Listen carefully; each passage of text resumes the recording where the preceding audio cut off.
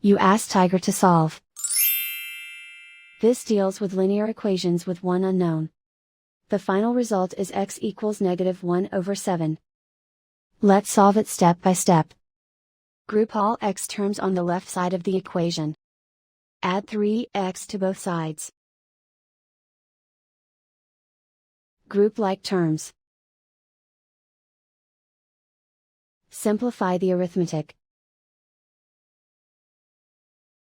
Group like terms. Simplify the arithmetic.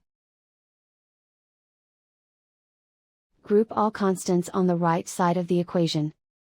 Subtract 2 from both sides. Simplify the arithmetic.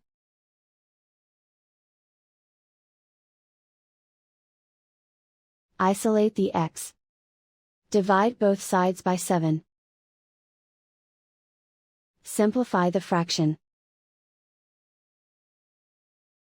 And so the final result is x equals -1/7.